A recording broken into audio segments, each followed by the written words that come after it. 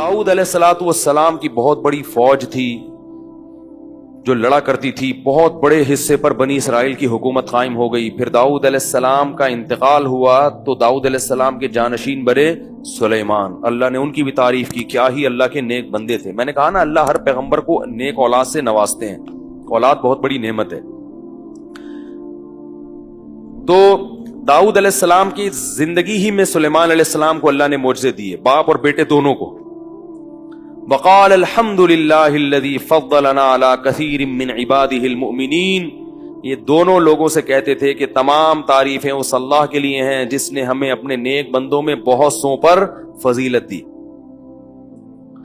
اور یہ بھی کہتے تھے کہ وورث سلیمان داؤد قال یا ایھا الناس علمنا منطق الطیر، سلیمان علیہ السلام کو جو اللہ نے معجزے دیے اس میں کیا تھا؟ پرندوں کی بولیاں جانتے تھے۔ پرندے جو آپس میں ایک کنیکشن ہوتا ہے نا ان کا، آج تو سائنسدان جانتے ہیں کہ پرندوں کا آپس میں ربط ہوتا ہے، سگنل دیتے ہیں ایک دوسرے کو، پیغام دیتے ہیں، چیونٹیاں بھی پرندے بھی۔ تو سلیمان علیہ الصلوۃ والسلام کو اللہ نے پرندوں کی بولیاں سکھائی، چیونٹیوں کی باتیں تک سن لیا کرتے تھے۔ تو ایک دفعہ سلیمان علیہ السلام اپنا لاہو لشکر، ہواؤں کو مسخر کر دیا۔ یہ سب ہوا کیسے؟ ہوا ایسے کہ سلیمان علیہ السلام بھی تھے بہت زیادہ عبادت گزار۔ آپ نے جہاد کے لیے گھوڑے پالے ہوئے تھے، ان کو دیکھ رہے تھے بڑی خوشی سے، بھائی ماشاءاللہ، گھوڑے تو ایسی چیز ہے نا، آدمی بڑا اچھا لگتا ہے جب گھوڑے کو دیکھتا ہے۔ بائکیں دیکھنے میں وہ مزہ نہیں، آج لوگ بائکیں دیکھیں، واہ بھائی 125 ہے بھائی، ویلی لگا رہا ہے بھائی، گھوڑے پہ بیٹھ کے ویلی لگاؤ پھر پتہ چلے گا۔ تو سلیمان علیہ الصلوۃ والسلام اپنے گھوڑوں کو دیکھ کے کیا ہو رہے ہیں؟ خوش، اللہ نے مجھے اتنے گھوڑے دیے دشمن پہ حملہ کرنے کے لیے۔ اتنے مگن ہوئے اس دولت کو اور مال کو دیکھ کے کہ آپ کی عصر کی یا تو نماز قضا ہو گئی یا کوئی اس وقت معمول تھا ذکر کا، وہ معمول قضا ہو گئی۔ سلیمان علیہ السلام کو پریشان ہوئے کہ اے اللہ، یہ تو جہاد کے گھوڑے تھے، میں ان میں مشغول ہوں تو تیری یاد سے غافل ہو جاتا ہوں، اور اگر تجھے یاد رکھوں تو ان گھوڑوں کی خبر گیری کون کرے گا؟ بات نہیں آئی سمجھ میں۔ بلکہ اس سے پہلے کیا کیا، آپ کو غصہ آیا کہ میں ان گھوڑوں میں مشغول ہو کر اللہ کی یاد سے غافل کیوں ہو گیا؟ حکم دیا کہ سارے گھوڑے ذبح کر ڈالو۔ کیا کر دو؟ یہ مال ہے جس نے مجھے اللہ کے ذکر سے غافل کیا۔ سارے گھوڑے کیا کر دیے؟ ذبح کر دیے۔ اب جب گھوڑے ذبح کر دیے تو پھر خیال آیا بھائی جنگ تو انہی گھوڑوں سے ہوتی ہے۔ کیا ہو گیا بھائی؟ غلط تو نہیں کہہ رہا؟ جنگ کس سے ہوتی ہے؟ گھوڑوں سے، میزائلوں سے، اسلحے سے، ٹینکوں سے۔ یہ میں اس لیے کہہ رہا ہوں کہ بعض لوگ سمجھتے ہیں کہ جنگ جذبے سے ہوتی ہے، کہتے کچھ بھی نہیں ہو کود جاؤ، ایسا نہیں ہوتا۔ جذبے کے ساتھ چیزیں بھی چاہیے، ٹھیک ہے نا؟ تو انہوں نے کہا یہ تو میں نے جوش میں آ کے سارے گھوڑے ذبح کر ڈالے، اب مجھے جہاد کے لیے گھوڑے بھی چاہیے، گھوڑے رکھوں گا تو پھر کہیں آج ایک نماز قضا ہوئی، کہیں دوبارہ اللہ کا ذکر سے غافل نہ ہو جاؤں۔ تو اب اللہ سے دعا مانگ رہے ہیں، اے اللہ تو مجھے ایسی حکومت دے دے کہ میں ان اسباب اور وسائل کا محتاج نہ رہوں، تاکہ میں تیری عبادت کر سکوں۔ اب اللہ سے دعا مانگ رہے ہیں، حب لی ملک لا ينبغی من بعدی۔ یہ جو حضرت سلیمان تھے نا، ایسے بادشاہ تھے کہ تمام آسمانی کتابوں میں ان کو کنگ سلیمان کہا جاتا ہے۔ آج گورے بھی جب سلیمان علیہ السلام کا نام لیتے ہیں نا انگریز، وہ بھی کیا کہتے ہیں؟ King Solomon. دیکھا ہوگا نا آپ نے؟ تو ان کی بادشاہت کے اتنے چرچے ہوئے کہ ان جیسا بادشاہ نہ کائنات میں کوئی گزرا اور نہ قیامت تک کوئی دوبارہ پیدا ہوگا، کیونکہ انہوں نے دعا مانگی، اے اللہ مجھے ایسی بادشاہت دے دے لا ينبغی لأحد من بعدی، کہ میرے بعد وہ کسی کو بھی نہ ملے قیامت تک۔ امریکہ بھی وہ بادشاہت نہیں خواب نہیں دیکھ سکتا اس کو۔ اللہ فرماتے ہیں ہم نے ان کی دعا قبول کر لی۔ فسخرنا له الريح، ہواؤں کو تابع کر دیا۔ بھئی ہوا جہاں بولو گے ہوا اٹھا کے آپ کو لے جائے گی۔ وہ جو سلیمان علیہ السلام کا تخت تھا نا، وہ ممکن ہے کوئی ہوائی جہاز ہو، کچھ بھی چیز ہو، بہرحال کس پہ چلتا تھا؟ وہ ہواؤں پر چلتا تھا۔ اور جنات کو تابع بنا دیا آپ کے، جو سمندروں میں غوطے لگاتے اور سمندر کی تہ سے ہیرے جواہرات نکال کے لاتے اور بڑی بڑی عمارتیں تعمیر کرتی۔ یہ جو احرام مصر ہے نا، این ممکن ہے سلیمان علیہ السلام کے دور میں جنات کی تعمیرات ہوں، تبھی تو یہ دنیا کا ایک عجوبہ ہے کہ بغیر جوڑ کے اتنی بڑی بڑی دیواریں پہاڑ کی چوٹی پہ لے کر کون گیا تھا؟ کرینے تو ایجاد نہیں ہوئی تھی، تو یہ پہاڑ کی چوٹی پر اینٹیں ہوتی نا تو ملا دیا ہوتا. آپ کہہ سکتے ہیں ہو سکتا ہے اس زمانے کے انسان اتنے بڑے بڑے ہوں، تو انسانوں کی جو لاشیں اس زمانے کی نکل رہی ہیں وہ اتنے بڑے بڑے نہیں. فرعون تو اتنا ہی ہے جتنا سب لوگ ہوتے ہیں. جو لاش ہے نا فرعون کی، تو عجوبہ اسی وجہ سے ہے کہ کوئی جوڑ نہیں ہے، کوئی اینٹیں نہیں ہے، تو اتنی بڑی بڑی عمارتیں لے جا کے پہاڑوں کے رکھی کیسے؟ عین ممکن ہے، میں 100% نہیں کہہ رہا، لیکن عین ممکن ہے یہ انہی جنات کا کام ہو. جن تو جن ہے نا، صحیح ہے نا. تو اللہ فرماتے ہیں کہ پھر وہ بڑی بڑی دیگچے بناتے، فوجی ان دیگچوں میں کھانا کھاتے. وقدور الراسیات، بہت سارے معجزے اللہ نے حضرت سلیمان علیہ السلام کو بھی دیے. اور خواتین سے پیش کی معذرت کہ سلیمان علیہ السلام کی 100 بیویوں کا ذکر تو صحیح بخاری میں ہے، معذرت کے ساتھ. ایک تھوڑا سا قصہ آ گیا درمیان. کتنی بیویاں تھیں سلیمان علیہ السلام کی؟ 100 بیویاں کم سے کم، جس جو صحیح بخاری میں ہے. اس سے زیادہ کتنا تھی اللہ ہی بہتر جانتا ہے. تبھی بہت سے گوروں نے سلیمان علیہ السلام کا تذکرہ اچھے الفاظ میں نہیں کیا. انگریز جو ہے نا، بعض مورخین معاذ اللہ نقل کفر وہ سلیمان علیہ السلام کو عیاش پرست بادشاہوں میں شامل کرتے ہیں ان کی تحریروں میں انگریزوں کی. جبکہ ہم یہ کہتے ہیں کہ پیغمبر عیش پرست نہیں ہو سکتے، کیونکہ نکاح کی کثرت عیش پرستی نہیں ہے. اس زمانے میں زیادہ جائز تھے تو انہوں نے زیادہ کیا. ہمارے ہاں شرطوں کے ساتھ جائز ہیں، شرط حقوق پورے کرے، اور وہ بھی ایک حد تک. تو معذرت، بس جو خواتین کو تکلیف ہونی تھی ہو گئی. اب میں دوبارہ اچھی اچھی باتوں کی طرف آ رہا ہوں، ٹھیک ہے نا. وہ بھاگ جاتی ہیں بھائی، اگلے دن بیان میں ہی نہیں آتی. بھائی اب نہیں کر رہا، بس اب قصہ ختم ہو گیا. تو سلیمان علیہ السلام نے کیا ہوا کہ اتنی بڑی اللہ نے حکومت دے دی، اتنے سارے فوجی آپ کے پاس آ گئے.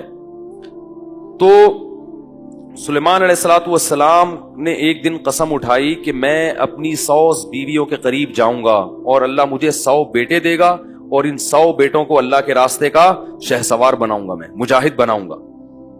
انشاءاللہ نہیں کہا. کسی نے کہا انشاءاللہ تو کہیں اگر اللہ چاہے، انہوں نے کہا بھول گئے وہ نا. تو وہ کسی ایک کو بھی حمل نہیں ہوا. یہ بھی معجزہ تھا. کوئی اور جو ہے نا آپ لوگ کوشش نہ کریں اس کی، یہ معجزہ تھا. کیونکہ بعض لوگوں نے اس کا بھی انکار کیا ہے کہ یہ کیسے ممکن ہے، یہ معجزہ ہے. لیکن انشاءاللہ نہیں کہا تو ایک زوجہ کو حمل ہوا اور اس سے معذور بچہ پیدا ہوا. سلیمان علیہ السلام کو احساس ہو گیا کہ یہ میں نے انشاءاللہ نہیں کہا تھا، اس کی سزا ملی. خیر انہوں نے دعا مانگی کہ اللہ مجھے ایسی حکومت دے. تو ہواؤں کو اللہ نے تابع کر دیا، جنات، اور یہ بڑی زبردست. تو اب سلیمان علیہ السلام نے ایجنسی کا کام پرندوں سے لینا شروع کر دیا. پرندے جاتے تھے مخبری کر کے. پرندوں کو تو کوئی نہیں روک سکتا نا، کوا آ کے بیٹھا ہوا ہے سن رہا ہے بھائی کیا بول رہا ہے بھائی، تو کون روک سکتا ہے بھائی. تو سلیمان علیہ السلام ایک دن اپنی مجلس لگا کے بیٹھے ہوئے ہیں اور کہہ رہے ہیں ما لی الا اری الہدہد ام کان من الغائبین، مجھے کیا ہو گیا کہ ہدہد مجھے نظر نہیں آ رہا، یا وہ غائب تو نہیں ہے کہیں محفل سے پتہ چلتا ہے کہ پیغمبر عالم الغیب نہیں ہوتے. عالم الغیب نہیں، وہ کہہ رہے پتہ نہیں یا غائب ہے یا مجھے نظر نہیں آ رہا، کیا مسئلہ ہے. پھر کہنے لگے اگر وہ غائب ہے نا بغیر پرمیشن کے، لأعذبنہ عذابا شدیدا، وہ ذرا آئے تو صحیح. اگر اس نے اپنی غیر حاضری کا معقول عذر پیش نہیں کیا سخت عذاب دوں گا، او لأذبحنہ، یا اس کو ذبح کر ڈالوں گا میں. یا کوئی غیر حاضری کی معقول وجہ بیان کرے. تو ابھی تھوڑی دیر ٹھہرے ہی تھے کہ ہدہد صاحب تشریف لائے اور اپنی رپورٹ انہوں نے پیش کی. سلیمان علیہ السلام نے بات چل رہی تھی کہ ہدہد کے بارے میں پوچھا کہ ما لی لا اری الہدہد ام کان من الغائبین، مجھے کیا ہو گیا کہ مجھے ہدہد مارکیٹ سے شارٹ نظر آ رہا ہے. میں اس کو ذبح کر دوں گا جب تک کہ وہ میرے پاس کوئی مضبوط دلیل لے کر نہیں آتا. او لأذبحنہ او لأعذبنہ، یا سخت عذاب دوں گا یا ذبح کر دوں گا. ابھی ٹھہرے ہی تھے کہ ہدہد فوراً حاضر ہو گیا. حاضر ہو کے کہنے لگا کہ بھئی مسئلہ یہ ہے کہ میں گیا ہوا تھا حالات کا جائزہ لینے کے لیے.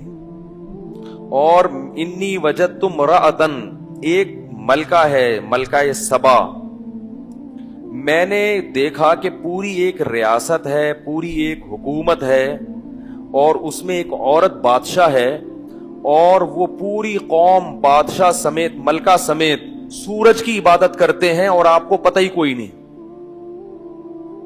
یعنی آپ کی جنات پہ حکومت، ہواؤں پہ سروے ہو رہے ہیں پوری دنیا میں، آپ نے یہ عزم کیا ہوا ہے کہ میں اللہ کے دین کو نافذ کروں گا.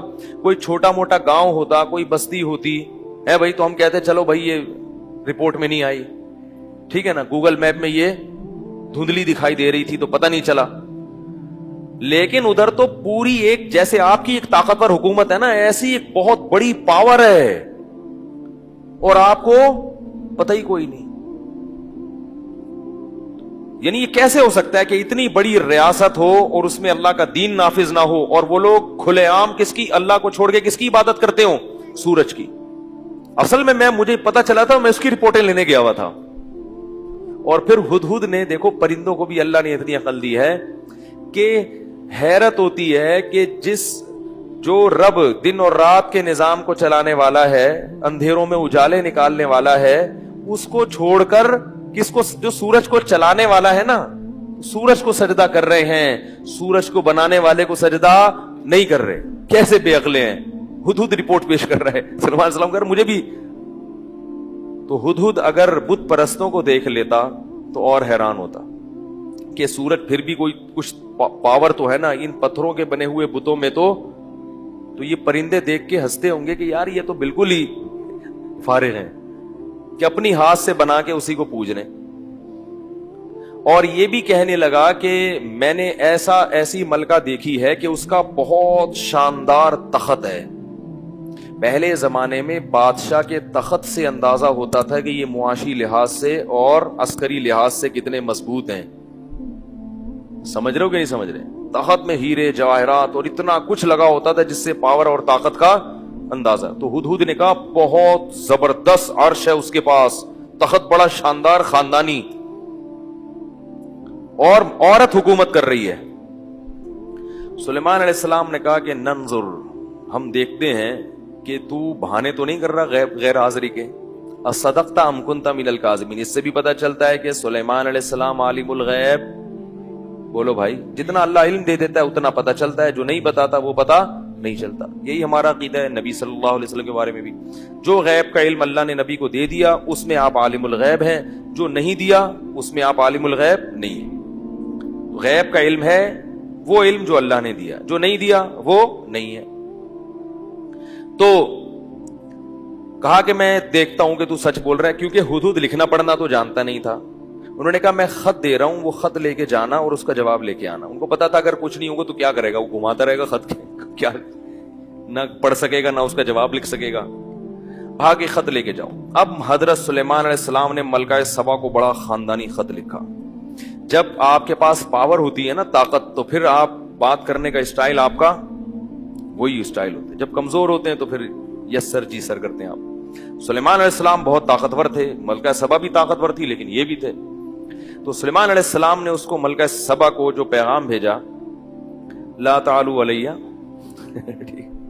کیسا انداز تھا دیکھو یار. انہ من سلیمان، یہ خط سلیمان کی طرف سے. وَإِنَّهُ، اور اس کا مضمون کیا ہے؟ بسم اللہ الرحمن الرحیم، اس اللہ کے نام سے جو بڑا مہربان اور نہایت رحم کرنے والا ہے. اس میں بتا دیا کہ ہم رب کس کو مانتے ہیں، اللہ کو، سورج کو، مخلوق کو نہیں مانتے. یہ آدھی تبلیغ تو اسی سے ہو گئی. کہتے ہیں نا جو حکمت والا ہے نا اس کا کلام مختصر اور جامع، مختصر جامع، ٹو دا پوائنٹ بات. اس کلپ میں جو ہے نا ٹو دا پوائنٹ بات نہیں ہے، بہت لمبی بات کی انہوں نے. میں نے وہاں کمنٹس میں لکھا ہے کہ جو پوائنٹ کی بات ہے نا اس کو فوکس کرو. یہ جانتے ہیں کیا بات ہو رہی ہے. خیر، تو اتنے لمبے نہیں کسی سے سنے جاتے کہ جوابات میں. تو میں نے ان سے کہا، اچھا میں نے تو نہیں کہا ملکہ سبا کے پاس خط کیا آیا، انہ من سلیمان وانہ بسم اللہ الرحمن الرحیم. آدھی تبلیغ اس سے ہو گئی کہ ہم کس قسم کے لوگ ہیں، ہمارے نظریات کیا ہیں. اگلا مضمون کیا، اللہ تعالی علیہ، سرکشی مت کرو, ٹھیک ہے, سرکشی مت کرو. واتونی مسلمین, اور سب کے سب بندے بن کے چلے آؤ آرام سے, سب کے سب بندے بن کے آ جاؤ. نہیں یاری بات میرا خیال ہے, کیا انداز ہے دیکھو یار, پیغمبر کی کیا جلال ہے, ایسی پاورفل حکومت کہ دوسری, جیسے امریکہ نے فون کیا تھا نا جنرل مشرف صاحب کو جب ورلڈ ٹریڈ سینٹر پہ حملہ ہوا ہے کہ دوسری کوئی بات ہم نہیں سنیں گے. انہوں نے کہا اچھا ٹھیک ہے. انہوں نے کیا کہا, انہوں نے کہا آپ ہمیں اپنے اڈے دے دیں. انہوں نے فوراً کہا کہ اچھا ٹھیک ہے. تو جب پاور ہوتی ہے نا تو پھر اسٹائل یہی ہوتا ہے. ایک فون آیا تھا نا کہ بھائی ہمیں آپ کے اڈے چاہیے افغانستان پر حملہ کرنے کے لیے. کیا کہا, اچھا ٹھیک ہے, کیونکہ ان کو پتا تھا کہ نہیں دیے تو اگلا حملہ پھر وہ انڈیا سے کہیں گے ہمیں آپ کے اڈے چاہیے کس پہ حملہ کرنے کے لیے. اس لیے اسلام کہتا ہے اعدوا لهم ما استطعتم من قوہ, اپنی طاقت کو مضبوط کرو, مضبوط کرو. دنیا کمزور کو کھا جاتی ہے. ہاں طاقت کا غلط استعمال نہ ہو, کسی پہ ظلم نہ ہو. سلیمان علیہ السلام ظلم تو نہیں کر رہے تھے نا, وہ یہ تھوڑی کرتے میں تمہاری انسٹنٹ بجا دوں گا, آؤ ہم نے تمہیں اسلام کی تبلیغ کی ہے, بندی بن کے چلی آؤ.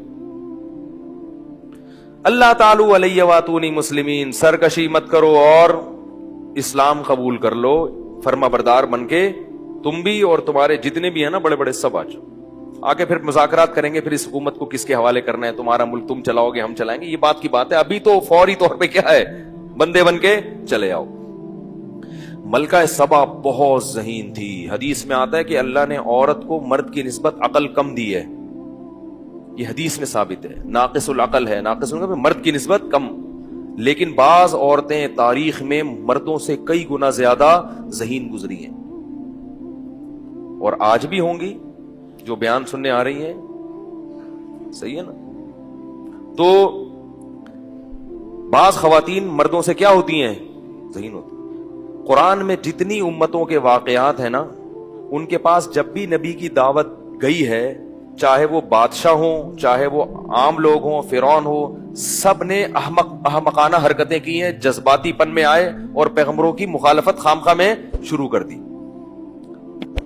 جہاں بھی قرآن میں فرعون کا تذکرہ, قارون کا تذکرہ ہے, قوم عاد ہے, قوم سمود ہے, جہاں بھی پیغمبر نے دعوت دی تو بجائے اس کے کہ اس پہ غور کریں, سوچیں کہ بھئی یہ ہو سکتا ہے صحیح بھی ہوں, تو آؤ ہم جذباتی ہو گئے. نہیں, ہم کیسے, ہم تو سردار ہیں, ہم تو یوں ہیں, ہم کیوں مان لیں. ملکہ سبا وہ واحد سمجھدار خاتون تھی جس کے پاس جب خط آیا تو پہلی بات اس نے فوراً فیصلہ نہیں کیا, اس نے کہا پہلے مشورہ ہوگا. یہ بھی قرآن اس کے ایک ایک پہلو کو بیان کرتا ہے. سمجھدار انسان کی علامت ہوتی ہے کہ وہ فوراً جذباتی نہیں ہوتا, اس کے تمام مفید اور نقصان دہ پہلوؤں پہ پہلے غور کرتا ہے. تو اور دوسری ملکہ سبا کی ذہانت دیکھو. ملکہ سبا نے فوراً اجلاس بلایا. پتہ نہیں اس کا میاں کہاں ہوگا, میں تو اسی بھی سوچتے رہتا ہوں. ہے بھائی ملکہ تو وہ تھی, تو میاں کیا ہوگا اس کا, میاں کو نوکر ہوگا گھر میں. ہمارے والا حساب ہو گیا نا, جیسے وہ جو تھے پیپلز پارٹی کے, تو وہی جو بہت زیادہ ڈیٹیل پھر کلپ آ جائے گا یار, آج کل کلپوں نے بڑا پریشان کیا ہوا ہے. تو ملکہ میرا خیال ہے وہ انمیرڈ ہوگی یا بیوہ ہوگی, ہاں خیال ہے, رپورٹ نہیں ہے, خیال ہے یہ. تو ملکہ سبا نے پہلی بات تو یہ کہ اپنے درباری جب جمع کیے نا, وہ بڑے بڑے طاقتور اور وہ سارے درباری, ان سے کہا انی القی الیہ کتاب کریم, میرے پاس ایک بڑا عزت والا خط آیا ہے. یعنی خط کے ٹاپک سے لگ رہا ہے کہ یہ بندہ چھوٹے ذہن والا نہیں ہے, کریم, عزت دار, خاندانی خط. اس سے بھی ملکہ سبا کی ذہانت کا خط کے مضمون سے جیسے آپ جب کسی کے خلاف کمنٹس کرتے ہیں نا, تو آپ کے کمنٹس سے اندازہ ہو جاتا ہے کہ آپ کس فیملی سے بلونگ کرتے ہیں. ٹھیک ہے نا, کیا خیال ہے, تحریر سے اندازہ ہوتا ہے کہ آپ کا تعلق کس فیملی سے. تو اس لیے اپنے خاندان کو بدنام مت کیا کرو. کمنٹس الٹے سیدھے کمنٹس کرنا ہے, مخالفت کرنی ہے تو کرو, لیکن تمیز سے. تو اس نے جو کمنٹس کیے نا خط پر کہ یہ خط معمولی آدمی کا, کیونکہ عام بادشاہ جب خود خط بھیجتے ہیں دھمکیاں اور غیر اخلاقی زبان, عورت کو خط بھیجیں گے تو اور اس کی توہین کریں گے, اس کی عزت کو اچھالیں گے. اس نے کہا ایک تو اللہ کا نام استعمال کیا, بڑا مہربان نہایت رحم والا, سلیمان کی طرف سے, سرکشی مت کرو. تو اس نے کہا یہ اللہ کا نام لے رہے ہیں, یہ کوئی خاندانی آدمی کا خط ہے. تو مشورہ کیا, یا ایھا الملأ افتونی فی امری, ہاں یا ایھا الملأ انی القی الی کتاب کریم انہ من سلیمان و انہ بسم اللہ الرحمن الرحیم. بتائے کہ اس کا یہ مضمون کہاں سے شروع ہو رہا ہے, بسم اللہ الرحمن الرحیم سے شروع ہو رہا ہے. بڑا شائستہ کلام ہے. تو یا ایھا الملأ ما کنت قاطعۃ امرا حتی تشہدون, جب تک تم کوئی مشورہ نہیں دیتے میں کوئی رائے قائم. دیکھو کیا زبردست الفاظ ہیں. یہ نہیں کہا کہ جو مشورہ تم دو گے میں اس پر عمل کروں گی.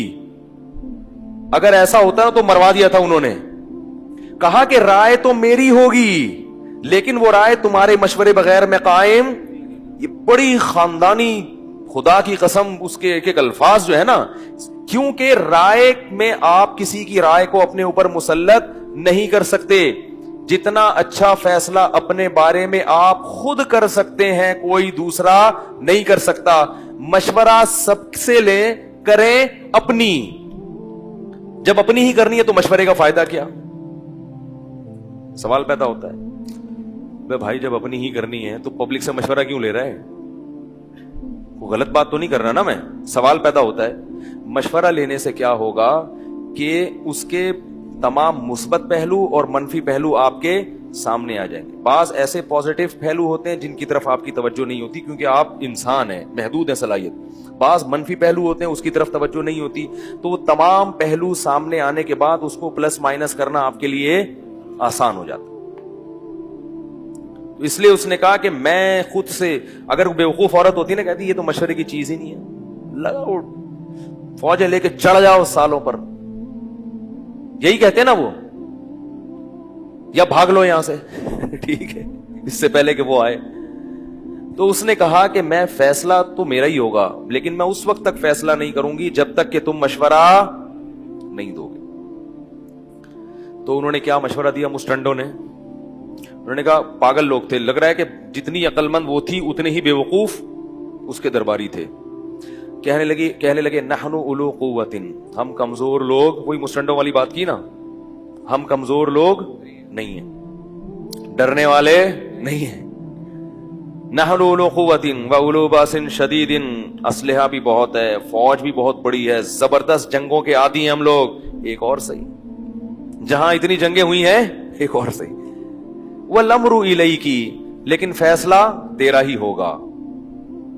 یہ بھی ملکہ نے ان کو سدھایا ہوا تھا کہ جو بادشاہ ہوتا ہے نا فیصلہ, بولو بھائی, اس سے پتہ چلتا ہے کہ اگر آپ کی امیر کوئی عورت بن جائے جو کہ جائز نہیں ہے, لیکن اگر بن گئی تو پھر فیصلہ بہرحال اسی کا ماننا پڑے گا. اس لیے ملک کی حکمران اگر عورت بن جاتی ہے تو شریعت میں اس کو پسند نہیں کیا, لیکن جب وہ حاکم بن گئی تو چلے گی پھر اسی کی. پھر میں عورت کو نہیں مانتا.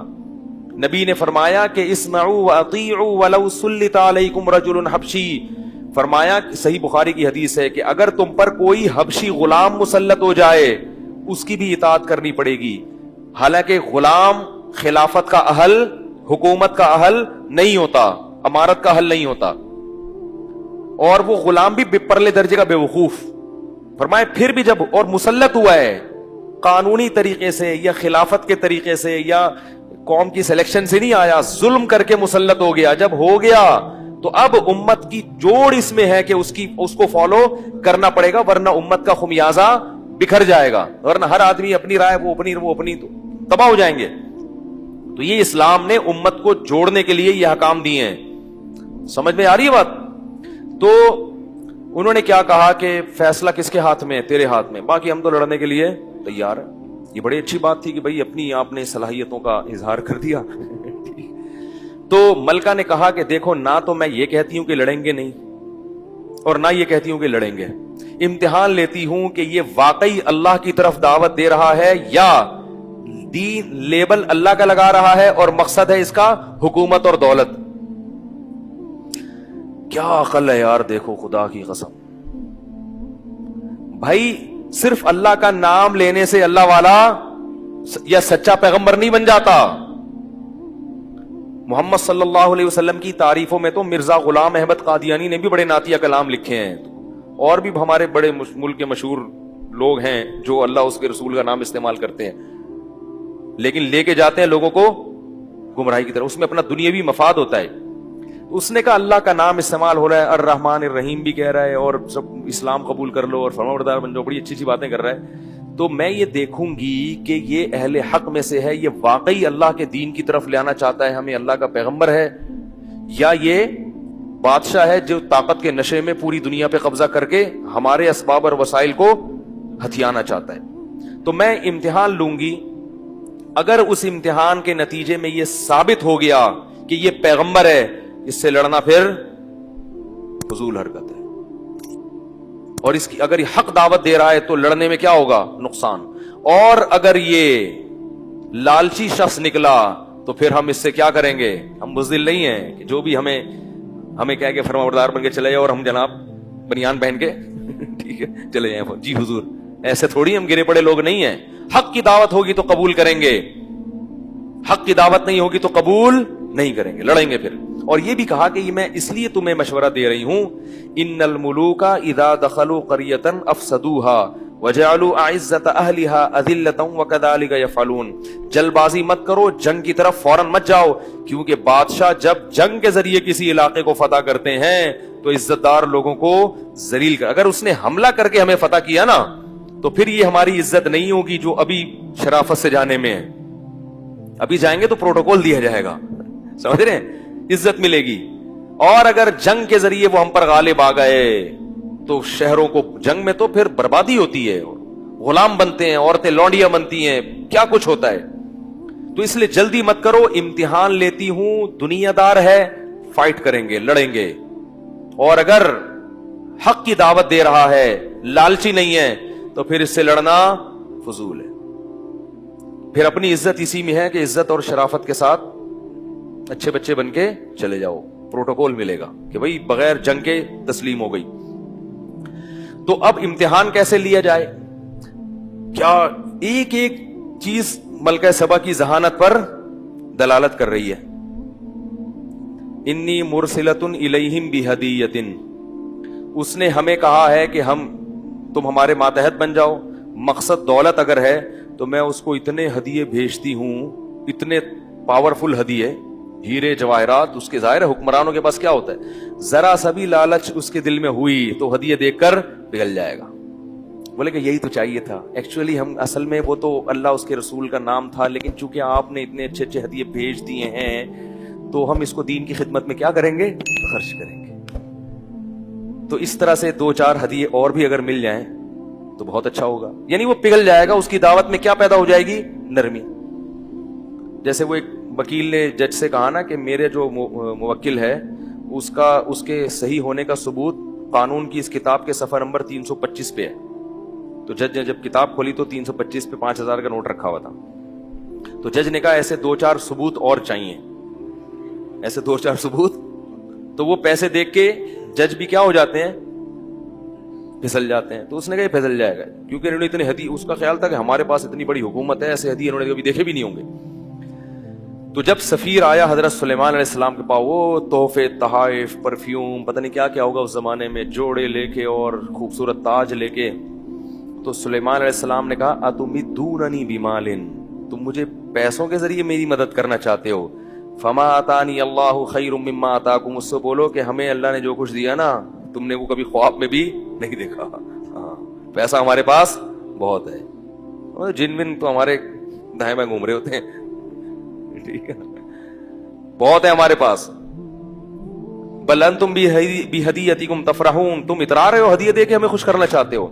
اور پھر اس قاصد سے کہا ارجع الیہم، واپس جا اور ان سے کہو کہ ابھی تو خط آیا تھا، اب خط نہیں آئے گا، فلناتینہم بجنود، لشکر آئے گا، لشکر، لا قبل لہم بہا، جس کے سامنے نہیں ٹھہر سکتے، ولنخرجنہم منہا اذلۃ، ذلیل کر کے تمہیں تمہارے ملک سے نکال دیں گے، وہم صاغرون، تم سب کمتر ہو چکے ہوگے، جبھی جو عزت مل رہی ہے نا یہ جنازہ نکل جائے گا۔ ملکہ سبا کو ہو گیا بھئی یہ بڑا خاندانی آدمی ہے، یہ کمپرومائز کرنے والا، پیسوں کی لالچ، کیسی ذہین عورت حیرانگی اس پر ہوتی ہے قرآن میں جتنے بھی واقعات ہیں نا پیغمبروں کے، فرعون کو موسیٰ علیہ السلام سمجھا کہ تھک گئے، معجزے دکھائے، مینڈکوں کا عذاب کیا کیا، کم بخت نہیں مانا۔ اس سے پتہ چلتا ہے کہ جذباتی آدمی کبھی بھی کامیاب نہیں ہوتا۔ آپ کی بات کے کتنے بھی خلاف بات کوئی کر رہا ہو، اس کو ٹھنڈے دل سے آرام سے سنیں، پھر تجزیہ کریں تمیز کے ساتھ۔ تو ملکہ سبا نے ارادہ کیا چل بھائی نکلو بھائی، چلتے ہیں، قافلہ لے کے جاتے ہیں۔ ان سے اسلام نہیں لائی لیکن جا کے کیا کرتے ہیں، تحقیق کرتے ہیں۔ ایک دم نہیں اسلام لائی، جا کے دیکھتے ہیں کہ یہ واقعی نبی ہیں، تحقیق کے لیے بلایا ہے نا، تو جاتے ہیں ہم۔ سلیمان علیہ السلام نے کہا اب یہ آ رہی ہے نا، تو اب اس کو اپنے معجزے دکھاؤ۔ کیا دکھاؤ؟ معجزے۔ پہلا معجزہ انہوں نے کہا کہ اتنا بڑا تخت ہے، اپنے جنات میں سے لوگوں سے، جنات سے کہا کہ ایکم یاتینی بعرشھا قبل ان یاتونی مسلمین، اس سے پہلے کہ وہ فرما بردار بن کے ہمارے پاس آئے، اس کا عرش کون اٹھا کے، تخت کون اٹھا کے لائے گا؟ یعنی چونکہ وہ تخت دیکھ کے حیران ہو جائے گی تو مانے گی کہ بھئی یہ معجزہ ہو سکتا ہے، یہ کوئی ٹیکنالوجی نہیں ہے، تو یہ اللہ کی مدد ہے ان کے ساتھ۔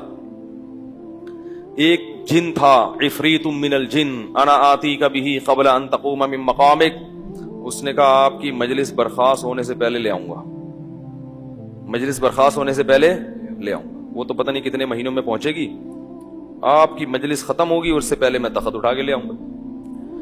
قرآن کہتا ہے قال الذی عندہ علم من الکتاب، ایک بزرگ تھے جن کے پاس زبور کا علم تھا، اللہ والے تھے، انہوں نے کہا انا آتی کا بھی، انسان تھے وہ، کرامت ظاہر کی کہ میں وہ تخت آپ کے پاس لے کر آؤں گا قبل ان یرتد الیک طرفک، اس سے پہلے کہ آپ کی پلک جھپکے، یہ کہا اور تخت سامنے حاضر۔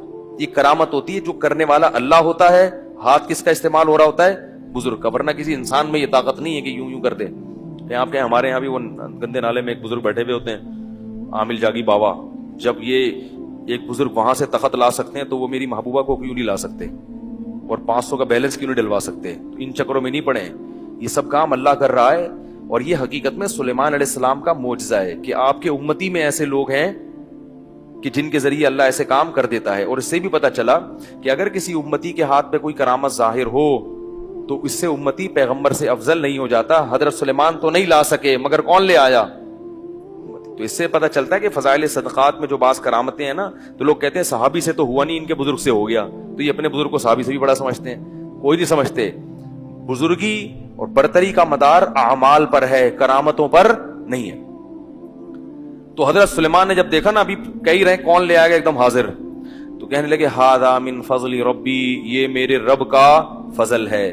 دیکھو اگر وہ ان بزرگ کا کام ہوتا تو وہ کہتے یہ اس کی کلاکاری ہے، بھائی واہ بھائی واہ، کیا کہہ رہے میرے رب کا فضل ہے۔ اس سے پتہ چلا کہ یہ اللہ نے کیا ہے، لیکن ان بزرگ کے ہاتھ پہ کیا اللہ نے۔ تو ان بزرگ کے ہاتھ پہ کیوں کیا؟ تاکہ ان کا بھی نیک ہونا ثابت ہو جائے، یہ ثابت ہو جائے کہ اللہ ان سے محبت کرتا ہے۔ تو اس لیے اللہ بعض بزرگوں کے ہاتھ پہ کرامات کو ظاہر کر دیتے ہیں تاکہ لوگوں میں ان کی مقبولیت ہو جائے۔ مگر پہلے اعمال ہیں، خوب یاد رکھو، کوئی کرتب دکھا رہا ہو، اعمال کمزور ہے تو اس پہ یقین کرنا جائز نہیں۔ تو پھر اللہ سے دعا مانگی سلیمان علیہ السلام نے، اوزعنی، اے اللہ مجھے تو توفیق دے کہ میں تیرا شکر ادا کروں، کیسی کیسی نعمتیں دی ہیں۔ ادھر ہوا وہ جناب 2 منٹ میں اتنا بڑا تخت حاضر ہو گیا۔ ادھر وہ جناب چل کے آیا پورا لشکر ملکہ سبا کا، جب وہ آئے تو ان کو وہ تخت نظر آیا، تو انہوں نے کہا کہ سلیمان علیہ السلام نے اس سے پوچھا ہاکذا عرشک، تمہارے پاس جو تخت ہے کہیں ایسا ہی تو نہیں ہے؟ اور یہ بھی کہا کہ اس تخت میں نا تھوڑی سی تبدیلی کر دو، یعنی لوگوں سے کہا حضرت، کیونکہ بالکل وہی ہوتا تو دیکھتے ہی پہچان جاتی نا، تھوڑا سا کنفیوز کرنا چاہتے تھے اس کو، تو تھوڑی سی نا وہ نٹ بولٹ اس کے چینج کر دی۔ تو کہا ہاکذا عرشک، کہ کیا ایسا ہی ہے تمہارا تخت؟ اس نے کہا کانہو، بالکل اسی ٹائپ کا ہے۔ یہ کیسے بنا گیا، کیا ہو گیا؟ اس زمانے میں تو یہ بھی نہیں تھا کہ واٹس ایپ پہ تصویر بھیجی ہو، اس کو دیکھ کے ڈیزائن کر لیا۔ تو کانہو واوتینا العلم من قبلھا، اور کہنے لگے ہمیں پہلے ہی پتہ چل گیا تھا کہ آپ کو اللہ نے بہت نوازا ہے، بڑی یعنی بڑے بڑے انجینئر ہیں آپ کے پاس، ویسے ہی تخت ٹھا ٹھا کر کے پتہ نہیں کیسے بنا لیا آپ لوگوں نے۔ پھر قرآن نے یہاں ملکہ سبا کی ایک تعریف میں ایک الفاظ کہے ہیں، وصدھا ما کانت تعبد من دون اللہ انہا کانت من قوم کافرین، فرمایا کافر لوگوں میں پیدا ہوئی تھی اس لیے کفر پر تھی، دماغ اتنا خراب نہیں تھا، پیدا ایسے لوگوں میں ہوئی تو اتنی ذہین عورت سورج کی عبادت کر رہی ہے۔ اس سے پتہ چلتا ہے کہ اچھے بھلے انسان کو ماحول خراب کر دیتا ہے، بتوں کی عبادت پہ ڈال دیتا ہے، تو ماحول کو اچھا بنانے کی بہت سخت ضرورت ہے۔ اگر آپ کا انوائرمنٹ اچھا نہیں ہے تو آپ بڑے عقل مند ہو کے بھی الٹی سیدھی باتیں کرو گے، ماحول اچھا کرو۔ تو پھر سلیمان علیہ السلام نے اسے کہا، ایک تالاب دکھایا کہ کہا کہ وہ ایک شیشے کا جو ہے نا ایک فرش تھا، اس سے کہا کہ اس پہ چلو، تو وہ یہ سمجھی پانی ہے، اتنا شفاف شیشہ، اس زمانے میں تو ظاہر ایسی ٹیکنالوجی تھوڑی تھی، وہ یہ سمجھی کہ یہ کیا ہے پانی، اور اس نے اپنی پائنچے اوپر کر لیے۔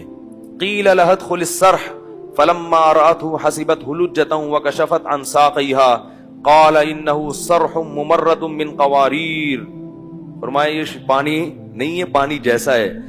ایسے جب دو چار اس نے عجیب عجیب معجزے دیکھے، کہنے لگی ربی انی ظلمت نفسی، اے اللہ آج تک میں نے اپنی جان پہ ظلم کیا، واسلمت مع سلیمان للہ رب العالمین، اور میں اسی اللہ پر ایمان لائی سلیمان کے ساتھ جو تمام جہانوں کا پالنے والے، ایمان لے آئی۔ اب لوگ ایک سوال پوچھتے ہیں کہ کیا اس کی حضرت سلیمان سے شادی ہوئی؟ اس واقعے میں اسباق کیا ملتے ہیں؟ اس واقعے میں ایک سبق تو یہ ملتا ہے کہ بعض عورتیں بہت ذہین ہوتی ہیں، یہ بھی سبق ملتا ہے کہ کبھی بھی جذباتی فیصلہ نہیں کرنا چاہیے، یہ بھی سبق ملتا ہے کہ کام ہمیشہ مشورے سے کرو، اپنی رائے پر اعتماد مت کرو، یہ بھی سبق ملتا ہے کہ مشورہ سب سے لو مگر کرو اپنی، سمجھ رہے ہو؟ اور یہ بھی سبق ملتا ہے کہ کوئی بھی دین کی طرف جب تمہیں دعوت دیتا ہے، پیر و مرشد بنا ہوا ہے، تو فوراً اس کے ہاتھ پہ بیعت مت ہو جاؤ، فوراً اس کو فالو کرنا مت شروع کر دو، یہ دیکھو کہ قرآن و حدیث کا لیبل لگا کے کہیں اپنی دکان تو نہیں چمکا رہا، لالچی تو نہیں ہے، اور اتنا بھی کافی نہیں ہے، بعض لوگ لالچی بھی نہیں ہوتے مگر علم میں مضبوط نہیں ہوتے، اس لیے جان نہ یعنی اخلاص کے ساتھ گمراہی پھیلا رہے ہوتے ہیں، یہ بھی اس زمانے میں دیکھنا ضروری ہے، کیونکہ صرف علم یعنی اخلاص کافی نہیں ہے، مضبوط علم کا ہونا، تفقہ اور بصیرت کا ہونا بھی ضروری ہے۔